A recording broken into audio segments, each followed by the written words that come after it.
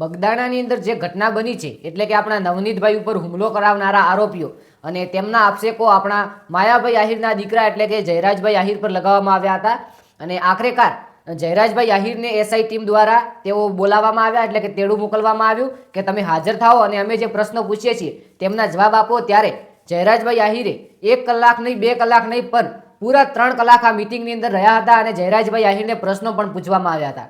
તો પછી જયરાજભાઈ શું બોલ્યા મીડિયા સામે? આખરેકાર જયરાજભાઈ આહિર આ કેસની અંદર એકદમ નિર્દોષ માણસ નીકળશે કે પછી આની અંદર કોઈ મોટા એક ગુનેગાર એટલે કે આરોપી બનશે? તો ચલો મિત્રો વિડીયોની અંદર જાણી લઈએ। ચેનલને સબસ્ક્રાઇબ કરી લેજો, વિડીયોને લાઈક કરી લેજો।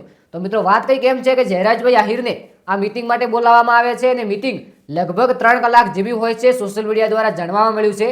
હવે મિત્રો આની અંદર જ્યારે જયરાજભાઈ બહાર આવ્યા, મિટિંગ આપી એટલે કે પ્રશ્નનો જવાબ આપીને બહાર આવ્યા, ત્યારે કેટલાક મીડિયાવાળાએ તેમને સવાલ કર્યા કે જયરાજભાઈ આહિર તમને કયા પ્રશ્નો પૂછ્યા છે અને આખરેકાર આ બબાલ છે, આ બબાલ વિશે તમે શું કહેશો? ત્યારે જયરાજભાઈ આહિરે જ્યારે બહાર આવ્યા ત્યારે એવું કીધું છે કે જે સત્ય છે તેની જીત થશે।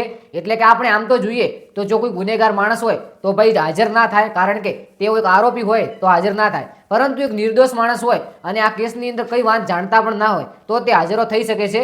તો એવી જ રીતે આપણા જયરાજભાઈ આહિર હાજર થયા છે અને જે પ્રશ્નો પૂછ્યા છે તેમના જવાબ આપ્યા છે। ત્યારે આપણા કોળી સમાજના એટલે કે નવનીતભાઈ ઉપર હવે ન્યાય મળશે કે નહીં મળે? હવે મિત્રો ખાસ કરીને તમારે કોમેન્ટની અંદર જણાવવાનું છે કે જે આ કેસ છે આ કેસની અંદર કોણ જીતશે? જયરાજભાઈ આહિર સાચા માણસ નીકળશે એટલે કે નિર્દોષ નીકળશે કે પછી ક્યાંક ને ક્યાંક અહીંયા જયરાજભાઈ આહિર હલવાશે? કોમેન્ટની અંદર જરૂરથી જણાવજો।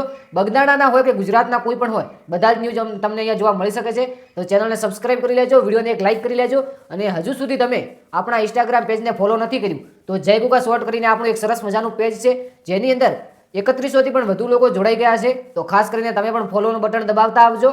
ત્યાં આપણને ગુજરાતની નવી રેગડી, નવા ગુજરાતી ગીત, નવો રીલ્સ, નવો વાયરલ વિડીયો, તમને ટ્રેન્ડિંગ ટોપિક ત્યાં મળી જશે। તો ખાસ કરીને ફોલો કરવાનું ભૂલતા નહીં, જય ગુગા શોર્ટ। અને સોશિયલ મીડિયા વિશે કોઈ કામ હોય તો પણ તમે ત્યાં કહી શકો છો। આપણે મળીએ જોરદાર નવા વિડીયો સાથે। આ વિડીયો ફક્ત ને ફક્ત ઇન્ફોર્મેશન માટે બનાવવામાં આવેલો હતો। થેન્ક યુ, જય દ્વારકાધીશ, જય ગુગા મહારાજ।